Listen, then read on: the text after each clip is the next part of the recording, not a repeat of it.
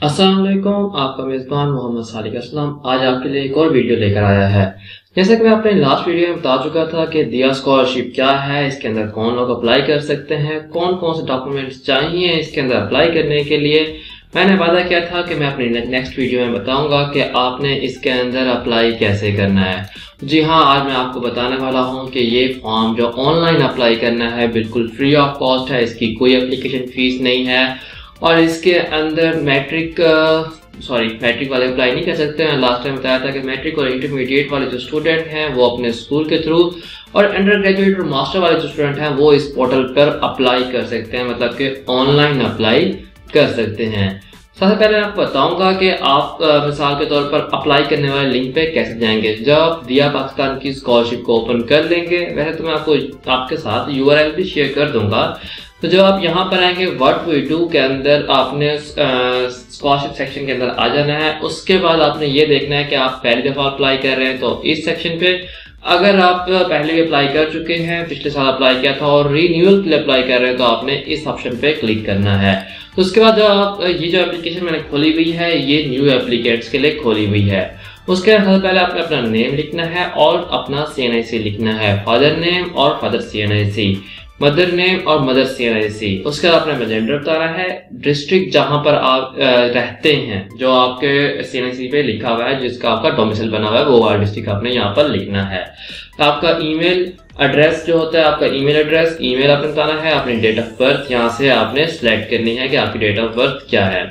उसके बाद आपने ये बताना है कि आपका स्टेटस क्या है। स्टेटस 3 किस्म के हैं, या डिजर्विंग, आपको लगता है कि आप डिजर्विंग हैं, या ऑर्फन अगर आप ऑर्फन हैं, या डिसेबल। तो आपने अपना स्टेटस चेक कर लेना है।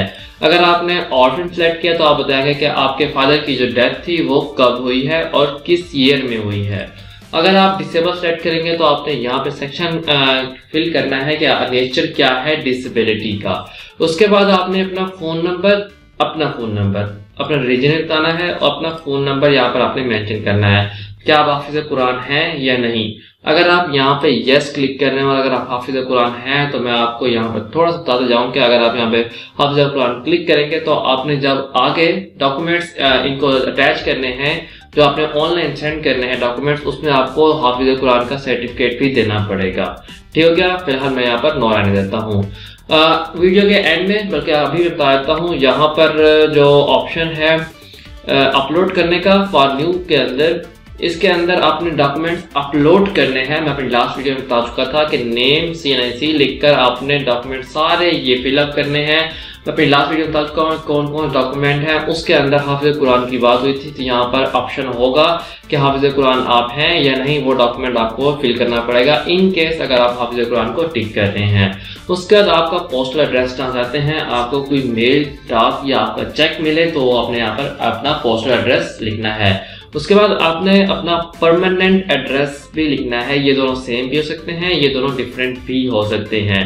उसके बाद क्या आप ज़कात ले रहे हैं या आपको लगता है कि आपके घर के हालात इतने हैं कि आपको ज़कात देनी चाहिए, क्या आप आर यू एलिजिबल फॉर ज़कात। आप कहेंगे कि यस मैं ज़कात के लिए एलिजिबल नहीं हूँ। अगर आप ज़कात के लिए एलिजिबल नहीं है तो आपने यहाँ पर नो करना है। उसके बाद नेचर ऑफ डिसेबिलिटी बता चुका था, अगर आपने यहाँ पर स्टेटस डिसेबिलिटी का सिलेक्ट किया है तो आपने नेचर भी बतानी है, अदरवाइज अगर डिजर्विंग है तो डिजर्विंग रहने दें।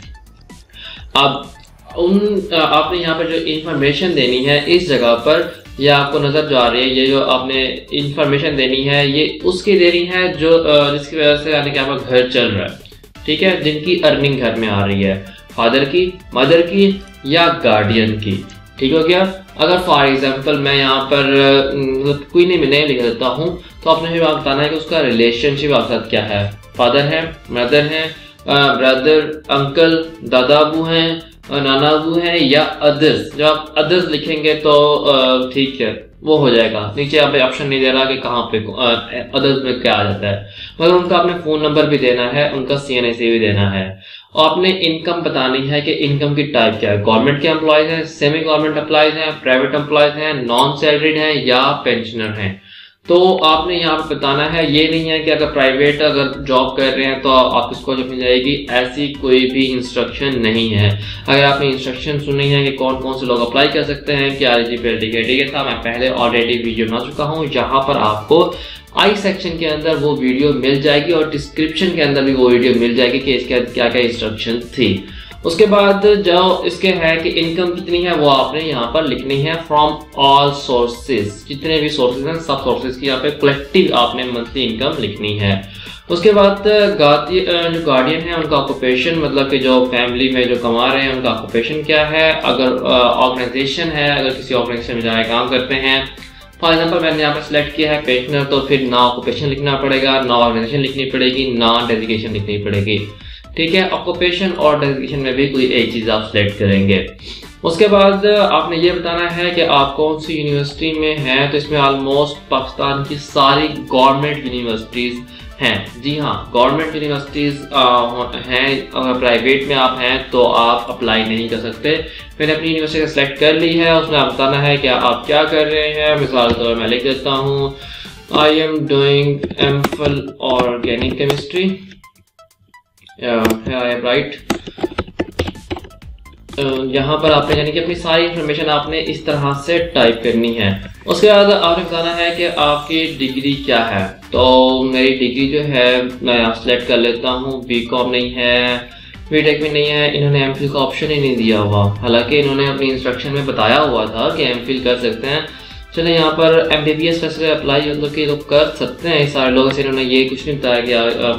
आपको लिस्ट से अंदाजा हो रहा है कि ये जो लोग अप्लाई कर सकते हैं। अपनी इंस्ट्रक्शन में इन्होंने ये डिग्री मेंशन नहीं की थी, इन्होंने जस्ट अंडर ग्रेजुएट कहा था। तो यहाँ पर एमफिल मुझे बिल्कुल नजर नहीं आ रही, तो मैं यहाँ पर एनी अदर करूँगा, और अगर एनी अदर हैं तो मैं इसके अंदर लिखूँगा कि मेरी डिग्री जो है वो एमफिल है। हालांकि इन्होंने इंस्ट्रक्शन में बकाया तौर पर एमफिल मेंशन की थी और इन्होंने यहाँ पर मेंशन नहीं की। खैर आगे चलते हैं कि आपने कहाँ प्रोग्राम कब स्टार्ट किया था और कंप्लीट किस डेट को एक्सपेक्टेड है। मेरी जिस डिग्री है 2 साल की है। एक्सपेक्टेशन डेट जो होती है मोस्टली आपको आपके डिपार्टमेंट वाले बताते हैं, तो आप उनसे राब्ते पूछ लीजिएगा तो ज़्यादा बेहतर है। आपका रजिस्ट्रेशन नंबर है तो ठीक, नहीं तो अपना रोल नंबर, अगर वो भी नहीं पता आपको तो अपने डिपार्टमेंट वाले से पूछ सकते हैं। करंट सेमेस्टर कौन सा है वो आपने बताना है। और मिसाल के तौर पर आप जैसा कि यहाँ पर अक्सर मुझे बताया है कि अगर आपका पहला सेमेस्टर है तो यहाँ पे इन्होंने बताया है कि वैसे यहाँ पहले बताया था मोड ऑफ एडमिशन जो है वो ओपन मेरिट पे था। अच्छा, यहाँ पे ये बताना है कि inter CGPA percentage of the first semester and, मतलब कि आप मिसाल के तौर पर आपका फर्स्ट सेमेस्टर है, आपका अभी तक रिजल्ट ही नहीं आया, तो यहाँ पर क्या लिखें, कुछ ना लिखें, ठीक नहीं पर रहने दें। अगर आपको कोई है, अगर आप अंडर ग्रेजुएट है, अगर आप किसी डिग्री कर रहे हैं, अगर आप किस सेमेस्टर में है, तो आपने पिछले 4 सेमेस्टर के रिजल्ट कार्ड भी अपलोड करने हैं। देखिए यहाँ पर होगा इस जगह पर, यहाँ पर पहले सेमेस्टर का, दूसरे सेमेस्टर का, तीसरे सेमेस्टर का, चौथे सेमेस्टर का आपने रिजल्ट कार्ड भी अपलोड करने हैं और यहाँ पर मेंशन भी करना है। अब मिसाल जैसे कि मेरा या फिर आपका मे भी आपका पहला सेमेस्टर होगा और अगर अभी तक आपका सेमेस्टर क्लियर नहीं हुआ तो आप बाकी सारे सेक्शन खाली रहने देंगे। उसके बाद एकेडमिकल रिकॉर्ड, इसके अंदर आपका मैट्रिक, आपका इंटरमीडिएट, आपके BS की कंप्लीट इंफॉर्मेशन देनी है। मिसाल के तौर पर आपने बताना है कि कब कंप्लीट हुआ था, कहाँ से आपने किया था, वो आपने तकरीबन सारी इंफॉर्मेशन देनी है, कितनी परसेंटेज आई थी, टाइप क्या था, प्राइवेट या गवर्नमेंट। इसमें भी कोई ऑप्शन नहीं है कि अगर आप पहले प्राइवेट में थे या गवर्नमेंट आपने मैट्रिक की है तो उसका कोई मसला नहीं है। हाँ, मसला तब होगा कि अगर आप इस टाइम प्राइवेट कर रहे हैं और गवर्नमेंट में नहीं है, तब आप अप्लाई नहीं कर सकते। हाँ, यहाँ पर एक चीज़ एक्स्ट्रा जो स्कॉलरशिप वाले पूछ रहे हैं, जो पिछले और कोई स्कॉलरशिप वाले नहीं पूछते, PHCC वाले, कि कितना एक्सपेंस आया था आपका और क्या स्कॉलरशिप ले रहे थे या नहीं। मैट्रिक में तो मैं स्कॉलरशिप नहीं ली थी। उसके बाद इंटरमीडिएट आपने कब कंप्लीट की थी वो आपने बताना है। वाह, मुझे लग गया, मैं तो 2016 मिसाल मैं लिख रहा हूँ ताकि आपको आइडिया हो जाए कि उसके बाद आपका इंस्टीट्यूट कौन सा था, गवर्नमेंट था, प्राइवेट था। अब यहाँ पर एक चीज़ जो अक्सर पूछी जाएगी मुझसे, तो मैं बता देता हूँ कि अगर मिसाल में आपने इम्प्रूव किया था तो आप प्राइवेट को सिलेक्ट करेंगे। जी हाँ, उसका कितना एक्सपेंस था, मिसाल के तौर पर आपको 3 साल लगे तो आपने 3 साल का, आपने ये नहीं बताना कि 3 साल में कितना एक्सपेंस था, आपने पर ईयर के लिहाज से बताना है कि कितना एक्सपेंस आया था आपका। उसके बाद आपने ये बताना है कि उस वक्त कोई स्कॉलरशिप मिल रही थी या नहीं। जी हाँ, मुझे तो उस वक्त की स्कॉलरशिप मिल रही थी, आई थिंक 9000 पर ईयर के लिहाज से, तो वो मैं चीज़ यहाँ पर बकायदा तौर पर मेंशन करूँगा। उसके बाद बैचलर की डिग्री कब आपकी कंप्लीट हुई है वो आपने बतानी है, और आपने बताना है कौन सा इंस्टीट्यूट था, कितनी परसेंटेज आई है, उसकी टाइप क्या थी, प्राइवेट थी या गवर्नमेंट थी, और कितना एक्सपेंस आया था। और इस दफ़ा बैचलर की डिग्री में मेरी HEC की स्कॉलरशिप आई थी और मुझे मेरी पूरी फीस रिटर्न हुई थी, मैं वो यहाँ पर लाजमी तौर पर लिखूंगा। यहाँ पर झूठ नहीं बोलना, आपने सच सच सब कुछ आपने बताना है। उसके बाद आपने एजुकेशनल एक्सपेंडिचर, आपका जो एजुकेशनल एक्सपेंडिचर आपका आजकल जो चल रहा है, मिसाल के तौर पर अगर मैं कहूँ कि पंजाब यूनिवर्सिटी में स्टडी कर रहा हूँ इस टाइम, तो मेरा पर ईयर के लिहाज से कितना आता है। ट्यूशन फीस अलग से, हॉस्टल फीस अलग से, मेस का खाना अगर आप है, अगर आप प्राइवेट हॉस्टल में तो भी आप बता सकते हैं, क्योंकि नहीं बताया कि प्राइवेट या गवर्नमेंट। उसके बाद मेस का खाना, मतलब अगर आपका मेस लगा हुआ है तो ठीक है, नहीं तो आपने ओवरऑल एस्टिमेट करना है कि मेरे महीने का इतना खाने का बिल होता है। टोटल एक्सपेंडिचर आप बता सकते हैं, ये तीनों के आपने टोटल एक्सपेंडिचर। इसके अलावा आपने मेडिसिन या कोई और जो मेस आपका कोई एक्सपेंडिचर का मतलब कि किताबों वगैरह का, वो सारा आपने बकाया तौर पर यहाँ पर बताना है। जी हाँ, ये स्कॉलरशिप का जो फॉर्म है काफ़ी लेंथी है, बिल्कुल HEC की स्कॉलरशिप की तरह, मगर आपने इसमें हर एक चीज़ पूरी बतानी है। Total amount of scholarship if you are receiving scholarship from any other organisation, अगर आप किसी और ऑर्गेनाइजेशन से अगर स्कॉलरशिप ले रहे हैं, अगर ले भी रहे हैं तो कोई मसला नहीं, इसमें अप्लाई कर सकते हैं। इसमें ये सीन है, इसमें कर सकते हैं, बाकी स्कॉलरशिप में ये नहीं होता। अगर आप उसकी अमाउंट जो है 25,000 से ज़्यादा है पर एनुअल पर ईयर के लिहाज से, फिर आप अप्लाई नहीं कर सकते। उससे कम है तो अप्लाई कर सकते हैं। कौन सी कंपनी है, कौन सी ऑर्गेनाइजेशन है, पीट है, HEC है, और टाइप क्या है, वन टाइम के लिए है, एक बार मिलेगी, मंथली के लिहाज से मिलती है या ईयरली के बेस पे मिलती है, तो आपने ये चीज़ बतानी है। अब आपने इलेक्ट्रिकल बिल बताना है, इसमें सिर्फ इलेक्ट्रिकल बिल है, इसमें गैस का बिल, पानी का बिल नहीं बताना, आपने इलेक्ट्रिकल बिल लाजमी तौर बताना है। और अगर नहीं है तो रीजन भी बतानी है। और अप्रैल से लेकर सितंबर तक, अप्रैल से लेकर सितंबर तक जितने यूनिट हुए हैं, अब यहाँ पे सिनेरियो आता है कि जिसका नया मीटर लगा हो तो वो क्या करे। तो आपने सिर्फ अपना यहाँ पर रीजंस के अंदर लिख सकते हैं कि मेरा मीटर जस्ट अभी लगा है 1-2 महीने पहले और इस मंथ में लगा है, और आगे आपने बताना है कि उसके जो यूनिट्स हैं वो इतने बन रहे हैं। यहाँ पर ये सवाल आ सकता था। कंपनी कौन सी है, कंपनी आप यहाँ पर ये कंपनी मेंशन है, यहाँ सेलेक्ट कर लेनी है आपने। और उसका रिलेशनशिप क्या है आप एप्लीकेंट के साथ। अब ये क्या बात हुई, बिजली के बिल में रिलेशनशिप कहाँ से आ गया। रिलेशनशिप ये आ गया कि मीटर किसके नाम पे है, जिसके नाम पे मीटर है उससे आपका क्या रिश्ता है। लैंडलॉर्ड है, किराएदार, मतलब कि आप किराए के मकान में रह रहे हैं, अंकल, ब्रदर, तो यहाँ पर आप बताना है। और अदर्स पे अगर आप क्लिक कर सकते हैं अगर आपका कोई रिश्ता नहीं है उनसे। तो फैमिली असिस्ट, अब आपके पास असासा कितना है, घर में क्या चीज़ है, मोटर बाइक है, कार है, क्या है, तो आपने ये चीज़ बतानी है। कौन सा मॉडल है आपने ये भी बताना है। उसके बाद अगर आपकी, हाँ, यहाँ पर ये चीज़ आ सकती है कि आप कहेंगे सर हमारे पास तो कार भी है, मोटरसाइकिल भी है, 2 मोटरसाइकिलें हैं, 3 कारें हैं, क्या करें। आपने जस्ट वो चीज़ बतानी है जो आपके पास लेटेस्ट, मतलब कि जो मोस्ट एक्सपेंसिव है, ठीक हो गया, वो आपने यहाँ बताना है, उसका ये बताना है, साथ अपने मॉडल बताना है। आपके प्रॉपर्टी है आपके नाम पे, अगर आपके नाम पे है तो ठीक है, नहीं तो वैसे इन्होंने पूछा है फैमिली हाउस, तो अगर आप फैमिली हाउस है तो आपने लाजमी बताना है। फैमिली में मदर, फादर और आप आते हैं, बहन भाई अगर आते हैं तो अगर उनके नाम पे है तो उनका नाम ना लिखें तो बेहतर ही है। अगर इन 3 में से किसी एक का है तो बताना है कितने मरले पे है, कितना उसका एरिया है मरले के लिहाज से, वो किस जगह पे है, पूरा अपने एड्रेस बताना है, उसकी क्या वैल्यू चल रही है। और अगर है तो मैं लाजमी बताऊंगा, अगर आपके नाम पे है तो आपने लाजमी मेंशन करना चाहिए कि मैं बताऊंगा, मैं लाजमी बताऊंगा। और मिसाल मेरे इस टाइम मेरे नाम पे 3 जगह हैं तो मैं मोस्ट एक्सपेंसिव वन बताऊंगा जो मेरे नाम पे है। और उसके बाद क्योंकि आपने सच बताना है, झूठ बोल के आपको कुछ नहीं मिलेगा, सच बताएंगे तो आपको स्कॉलरशिप लग भी सकती है। सच में बरकत है, याद रखिएगा बात। आगे चलते हैं कि आपके प्रॉपर्टी टाइप, अगर शॉप है तो ठीक है, नहीं तो इसको आप छोड़ दें।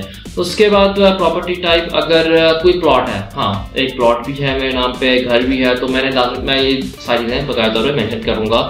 उसके बाद टोटल नंबर ऑफ सिबलिंग्स कितने हैं वो आपने बताने हैं। मिसाल के तौर पर जस्ट 1, तो आपने इस जस्ट 1 वाले को फिल करना है कि वो स्टडी कर रहा है, अनएम्प्लॉयड है, अप्लॉयड है, सेल्फ एम्प्लॉयड है, घर में है तो स्टडिंग, और अगर स्टडी कर रहा है तो कौन सी क्लास में ये बताना है, कौन सी उसकी एज है, और उसके बाद इंस्टीट्यूट नेम क्या है कि जहाँ पे वो पढ़ रहा है, अगर वो काम कर रहा है तो कौन सी कंपनी में काम कर रहा है, और अगर वो काम कर रहा है तो उसकी कितनी इनकम आती है। इस तरह आपने सिबलिंग 2, 3, 4, 5 यहाँ से आगे जाने से पहले मैं आपको डिटेल से बता रहा हूँ। यहाँ से आगे जाने से पहले आपने जो डॉक्यूमेंट फिल करना था उसके अंदर आपने एक चीज़ यहाँ पर देनी थी, इनरोलमेंट सर्टिफिकेट ऑफ ब्रदर। ठीक है, ये यहाँ पे इन्होंने 3 की ऑप्शन दी हुई थी और यहाँ पर फॉर्म में आपसे 5 का पूछा गया, तो आपने कम से कम 3 भाई जो आपसे बड़े हैं छोटे हैं, सीक्वेंस बड़ा कराना चाहिए। अगर आपसे बड़ा भाई या बहन पढ़ रहे हैं तो वहाँ से आपने इनरोलमेंट सर्टिफिकेट बताना है। इनरोलमेंट सर्टिफिकेट मैं आपको बता दूंगा, मैंने आपको बता दूंगा कि 2 चीज़ें हैं डाउनलोड जो आपने करनी है। मतलब के 2 चीज़ें थी इन्होंने आपने जो जहाँ पे डाउनलोड करनी थी, डाउनलोड से एक है head of the institute form जो आपने लाजमी तौर पे करना है, और इसी तरह इनरोलमेंट फॉर्म वो आपने दोनों अटेस्टेड करवाने हैं। एक आपने अपने हेड जो है अपनी जहाँ डिपार्टमेंट से आप पढ़ रहे हैं, एक जहाँ पे आपके जो बहन भाई पढ़ रहे हैं वो। अब मेन चीज़, लास्ट चीज़, ये अगर लाजमी बतानी है, आपने किसी भी बंदे से या किसी भी आपकी फैमिली में किसी ने कोई लोन लिया हुआ है, आपने कोई बैंक से लोन लिया हुआ है, और जिस तरह मैं पहले चुका था, अगर मिसाल के तौर पर आपके नाम पे 2 या 3 लोन है तो मैक्सिमम जो लोन होगा उतने उसका बताना है। जिससे लिया था रिश्ता क्या था, आप रिश्ता तो आप मिसाल के बारे में बैंक से लिया तो उसका बैंक में क्या रिश्ता होगा, आपने सिर्फ जस्ट बैंक ही लिखना है। उनका फ़ोन नंबर, अब यहाँ फ़ोन नंबर बैंक का तो नहीं होगा, आपने बैंक मैनेजर का फ़ोन नंबर देना है जो आपको जो इस चीज़ की दलाइल दे सके कि हाँ इन पर्सनैलिटी ने हमसे कर्जा लिया था और कर्जा लेने का पर्पस क्या था, 25 अल्फाज से कम में लिखना है, और कितना कर्जा लिया था। मिसाल के तौर पर 5 लाख लिया, 10 लाख लिया, तो आपने बकाया तौर पर यहाँ पर मेंशन करना है। अगर कोई और इन्फॉर्मेशन आप देना चाहते हैं सिर्फ 25 अल्फाज से कम कोई आपने बात बतानी है तो वो भी आप बता सकते हैं। उसके बाद आपने अप्लाई कर देना है। आपने कोई इनसे रब्ता करना है तो आप रब्ता भी कर सकते हैं। इनकी कॉन्टैक्ट इन्फॉर्मेशन यहाँ पर लिखी हुई है, और अगर आप इनके जो कॉन्टैक्ट इन्फॉर्मेशन थी वो आई थिंक इनके पहले पेज, फर्स्ट पेज के एंड पे भी बकाया तौर पर मेंशन थी। यहाँ पर मैंने लास्ट वीडियो में बताई थी, उनका फ़ोन नंबर था ये है इनका फ़ोन नंबर, आप इनसे रब्ता कर सकते हैं। ये इनकी ईमेल है, ये इनका एड्रेस है, और आपने इनके एड्रेस पे कुछ चीज़ सेंड नहीं करनी। मैं बता चुका हूँ ये सारी चीज़ जो है वो ऑनलाइन है। ये एड्रेस मैट्रिक और इंटरमीडिएट के जो स्टूडेंट्स हैं वो इस पे यानी कि अपनी जो आप पहले आपके जो स्कूल वाले हैं वो रब्ता करेंगे, दिया स्कॉलरशिप वालों से बताएंगे कि हमारे जो स्कूल में ये स्टूडेंट है मैट्रिक कर रहे हैं या इंटरमीडिएट कर रहे हैं। मैं इंटरमीडिएट और मैट्रिक बता रहा हूँ जाने से पहले कि इंटरमीडिएट मैट्रिक के अंदर है, हमें फॉर्म चाहिए, वो आपको फॉर्म सेंड करेंगे या बताएंगे कि आपने इस तरह से अप्लाई करना है, तो उस तरह से वो अप्लाई कर सकते हैं। ये जो मैंने बताया था अभी ये अंडर ग्रेजुएट के लिए है और मास्टर के स्टूडेंट्स के लिए है। मास्टर के स्टूडेंट जो कि एमफिल कर रहे हैं वो इसके अप्लाई कर सकते हैं। एमएससी जो कर रहे हैं वो इसके अंदर अप्लाई नहीं कर सकते। मुआवज़त के साथ जाने से पहले मैं एक और चीज़ ऐड करना चाहूँगा कि इसके बाद डॉक्यूमेंट्स अटैच करने थे, जो चीज़ डाउनलोड करनी थी, मैं यहाँ पे जाता हूँ, दोबारा से आपको बता देता हूँ। डाउनलोड के अंदर आपके पास 2 चीज़ें आ रही हैं।